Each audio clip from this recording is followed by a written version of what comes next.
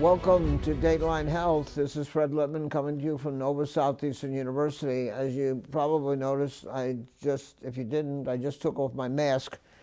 I know there's a lot of confusion and really, I guess, questions that the viewers have, but I can tell you that I wear my mask at any place where I am with a congregant of individuals. All of our students in our classrooms are wearing masks. Now with a new variant, we don't know. So at this point in time, what's going on. But be due diligent, protect yourselves because, you know, I mean, we wouldn't be here if it wasn't for you and your questions and your longstanding relationship with our program. We're in our 23rd year plus, and we thank you.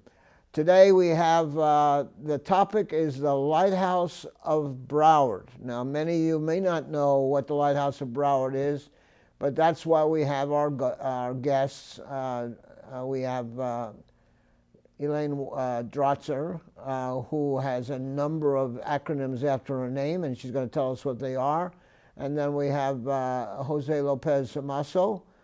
He's obviously a lawyer, and he's got an M.B.A., and we're going to talk to him for a while. But first, let me introduce to you to Ellyn Drotzer. Ellyn, how are you? I'm good, sir. Thank you for having us. Okay, tell us what the acronyms are after your name. I'm actually, I'm flattered that you mentioned them. I'm a humble trained social worker. I have a master's in social work, and I'm a licensed clinical social worker. Tell us about the Lighthouse for Broward. Thank you so much. So the Lighthouse of Broward for the blind and visually impaired, our fundamental core mission is to provide rehabilitation services to folks who are blind or significantly visually impaired. And we work with all ages, from babies through kids and teens, young adults, working adults, all the way through senior citizen. And I say that in jest because I am now qualified as a senior citizen. And we fundamentally help folks relearn how to live independently. Everything from orientation and mobility training, how do you navigate public spaces, mass transportation, busy streets, markets, malls, anything that you and I would go to during the course of the day. How do you maintain yourself? How do you conduct your activities of daily living? Are you able to negotiate your money so that you don't accidentally give a $100 bill instead of a $10 bill? For us women, we like to color coordinate our clothes and put on our makeup to go to work. All of the things that those of us who are sighted take for granted, we try and teach in the activities of daily living: how to cook, how to clean, how to shop, everything. And then, of course, assistive technology. I can't say enough about smart technology and technology in general. It is a game changer for people who are visually impaired. We teach everything from keyboarding to smartphones, and we encourage anybody anywhere in Broward County who has an issue with their vision to give us a call or check on our website at lhob.org. And we're happy to have a conversation with you about how we might be able to help. That's great. That's great. Jose Lopez Masso, I know that you are the Vice President of Strategic Initiatives and Development. Tell us what you do at the Lighthouse. Thank you for the invitation once again. It has been really an honor and privilege to work for the Lighthouse. Basically, I'm responsible to raise funds to have the organization working, moving forward, and expand our services to a blind and visually impaired community. And I do it because really I believe, and I been live testimony what the Lighthouse is able to do. I came original to the Lighthouse as a client. I lost my eyesight in 2002 and went through the program. So again, you can read a lot, paper, you can put whatever you want there, but I went through the program. I know exactly how the Lighthouse can change your life. Well, that's great. I understand that you're somewhere near you, you have your guide dog Hartley around. Is that true? I have a black lab. His name is Harley. He is right now enjoying retirement, and I'm looking forward to be introduced to a new guide dog in next spring. But he's a fantastic lab. He has been my partner for almost 10 years already. And this is important also to people know that the guide dogs would be trained by organizations who provide you the dogs for free. But a guide dog right now, the cost is around 65,000. So a full trained guide dog, $65,000. I'm very pleased to meet someone or have someone on the broadcast that has had the opportunity to have a guide dog. So thank you very much for not only your understanding, but for your attestation to the fact that the guide dog becomes part of you and you become part of the guide dog. Is that true? Absolute correct. And again, thanks to the Lighthouse, I was able to get my training in orientation and mobility to apply for a guide dog. But really, the guide dog changed my life. It's part of my family. It's my life. It's not just a pet. It's not just a dog. It's not a tool. It's my family. Ellyn Drotzer, I know that we have been Nova Southeastern University and its School of Optometry. I've been involved with the Lighthouse of Broward for many, many years. And we're very proud of not only what you do, but of the opportunities we have to provide our professional services. So why don't we talk a bit about that for a while? Yeah, we have enjoyed a long-standing partnership with you at Nova Southeastern. We have a Nova Southeastern low vision clinic on site that's manned by some of your outstanding professors and doctors of optometry. It serves as also a training ground for future doctors. We have 2 operatories, and you have provided a critical service to the visually impaired in Broward County, because not only can they come to the Lighthouse for their rehabilitation training, but they can get these phenomenal low vision eye exams. And something I learned when I came to the Lighthouse 4.5, 5 years ago, is that there's a real difference between a typical eye exam that those of us who wear glasses usually get. It's about a 15, 20-minute eye exam to increase our prescription. But these low vision exams they're very detailed, in-depth, comprehensive, 45-minute long evaluations that really look to help inform the patients, the clients, where their usable sight, where their usable vision is, and how best to maximize that vision and continue to live independently. It's something that Jose fundraises for to support and subsidize some folks who can't afford the exams. They're very reasonable, and we're grateful and are very. We feel fortunate. Not many lighthouses have low vision clinics this advanced with all of the equipment and the investment that you've put into it on site. So it's a tremendous service to the community, and we're very grateful. Thank you. No, don't thank you for the opportunity to be available to provide these very highly skilled professional services. Children who struggle with their vision at a very early age are oftentimes, they struggle to achieve their social, emotional, and educational milestones, and they do get mislabeled. I couldn't agree more with you that there is a very critical need to address this in the school system. It might be something that we can work on together through our statewide association of lighthouses and our legislative agenda in the future. We're very blessed to have Dr. Nicole Patterson, one of your associate deans in ophthalmology, on our board of directors. She is just outstanding, and she and I are in the very beginning talks of putting together a pilot program where we can target a couple of elementary schools and see if there's a program that we can create working with the principals and the communities directly, of course, with the school board's approvals, to see if we might be able to create a model to begin to address this. It is a real issue.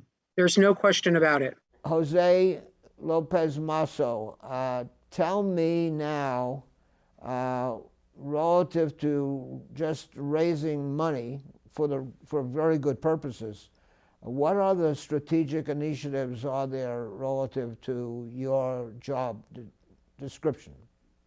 Yes.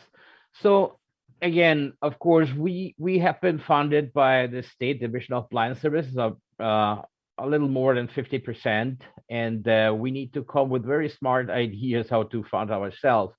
So, because again, only in Broward County, you have over 5,000, I mean, nonprofits asking for the same basically money. We try to extend our opportunities not only through grants request, although we have to tell that we have been very successful to apply for grants to great organizations, but we tried also to partner with corporations and schools, private schools, or other corporate institutions. We do, of course, also an annual event, and going back to our partnership again, the optometry students have been a key component with also in my area of development, of the development perspective. We have, for example, an annual event called Dining in the Dark, and trust me, have been very kind of difficult to manage without over 50 optometry students helping us out every year. And this is incredible, the support that we get from the students. During the year, we have optometry students helping us out and graduated from the optometry school. So basically, they are now in the doctor's office. They are working and they help us. They are donors and active participants as well. Well, what most people and the viewers I don't believe they know, but we are the only school of optometry in the state of Florida. And I want to underscore to the viewers out there that if you have low vision, I highly encourage you to call and make an appointment in our low vision clinic with the NSU team. There are 2 doctors of optometry, and they are shadowed by students, and there are graduate students there. And it is a true teaching clinic of the highest order. And I can't speak highly enough about the extensiveness and the comprehensiveness and the quality of these eye exams. They just can't be beat. Yeah. Staying with you for a minute, knowing that I believe you were at Broward College before this, correct? Right. And I know that, a lot of our community colleges, which are now called colleges, have had to shift a lot of their resources, their fiscal resources, to certain programs and have to move away from others. The state college system has seen a dramatic shift. I think all of higher education has really changed and transformed over the last 2 years. The pandemic has certainly expedited remote learning. I think what's unique about the state college system is that they, in addition to offering the entry-level traditional academic degrees, they have a focus on career and technical education.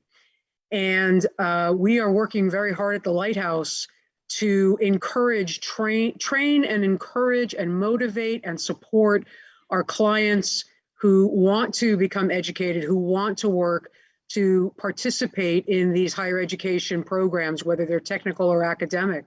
The fact of the matter is that 7 out of 10 blind and visually impaired people never go to college and never enter the workforce. This is a tremendously underappreciated, undervalued population that has so much to offer in terms of the breadth and depth of their abilities and the skill sets they can develop.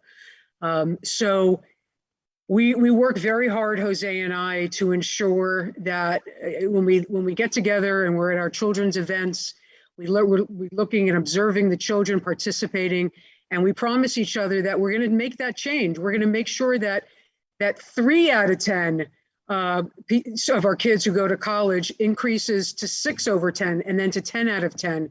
We're doing everything we can to create bright futures for our children. We have a significant workforce employment division that we've been working hard to stand up, where we actually have created 6 jobs for people who've never been employed before. There's tremendous fear around it. So education, to me, has always been about transformation, enlightenment, and ultimately independence. And so the more we are able to work with those systems, the better off the people that we serve will be in the long run. It's a passion for both of us. And if I may add, and this is one of the newest initiatives of the Lighthouse, the Ready to Work program, because again, we are blind, we're visually impaired, but we like to contribute. We like to be effective and active in our communities. So one of the work that we are doing is this education part. So this Ready to Work program specific is giving the opportunity to our clients to work in any kind of regular businesses on the 8 weeks or 12 weeks level kind of internship program, paid by our grant, Ready to Work grant, but at the same time with the perspective and with a goal to have this person employed. And I'm sure Ellyn can talk a little bit more. We have been very successful. Again, as education, we need to teach our business or the community in general. We are blind, we are visually impaired, but we are ready to fight and we are effective and productive. When you hire that blind or visually impaired person, you're not just doing charity. No, you are hiring somebody that is going to produce effective for your company. You know, since you brought it up, and by the way, both of you, Ellyn and Jose, noticed that I just put on my reading glasses. So, I always say, because someone is, in quotes, loss of vision and otherwise, they shouldn't be any different than me putting on my reading glasses. I mean, that's the way I feel about it. But I want to remind your attention, the viewers, to an article, Jose, that appeared, I believe, in the Sun Sentinel. Is that correct? Right. And I was very touched by the last statement. It says the bottom line, and you'll have to forgive me, folks, I have to read this. It says the bottom line is this: despite our disability, blind people simply want to be treated with the same respect and dignity as our fully sighted peers. And I think that really says it. And it's the cherry on top of the cake that as to what you just said, Jose. And I remand your attention to this article. I think it's a wonderful article. It's far more involved relative to, shall we say, the issue of blindness, the issue of low vision, the issue of the Lighthouse, etc. But I remand your attention. Look it up. It's on the editorial page of the Sun Sentinel. So, and now I can take my low vision reading glasses off and put it into my pocket and just let you know that I'm very proud of our relationship with the Lighthouse for the Blind. And Jose, how does one want to, if they wanted to support you financially, do we have an address or a venue to send it to? I'm a talker, so please feel free to call me directly. I love to talk and to give my testimony what the Lighthouse is able to do to anybody who have any type of vision impairment. 954-463-4217, but also, of course, on our website, www.lhob.org. All right, we'll put that up and we'll make sure that the people have the opportunity to try to help you out. Ellyn, we're down to the last 3 minutes of the show, so I'm going to let you say whatever you'd like to say right now. Okay, I'm going to take this opportunity to try and get at what Jose was just talking about employers,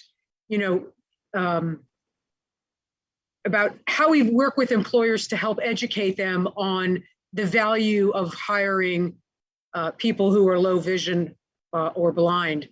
And I ask everybody who's listening to this call, who works for a company, who has the authority or the power to hire, I ask you to think about what I thought about when I first met Jose.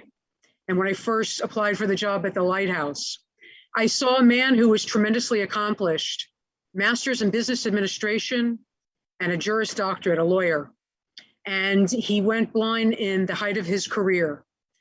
And it made me stop and think, and I encourage you to close your eyes for a second and think about if, God forbid, you were to have a significant eye loss, a vision loss. How would you continue to work? How would you pay your mortgage? How would you get in your car and drive to work? How would you get to work? How would you manage your money? All of the things that we take for granted on a day in and day out basis. How would you manage that? And I think if I were to think about all of the people I've worked with over my career, and I've worked for some excellent institutions in Broward County my whole professional career, I've never met a more dedicated, hardworking, passionate person than Jose Lopez Masso. I'd put him up against any vice president of development out in the community, in the state. Lord knows he has a much better memory than I do. And sometimes I can't keep up with him. He's so smart. He makes me look good, that's for sure. And I'm not quite sure we'd be where we are today, the way we've transformed and grown and provided more services, if it wasn't for his passion and leadership. And so I ask you to look at Jose as an example of the quality of employee you can have in your place of employment, in your shop, as your colleague that you can call friend. And I thank you for your time. I thank you for your consideration, and thank you for your support, and really appreciate, again, the partnership with Nova Southeastern. And I thank everybody on the team for the continued collaboration.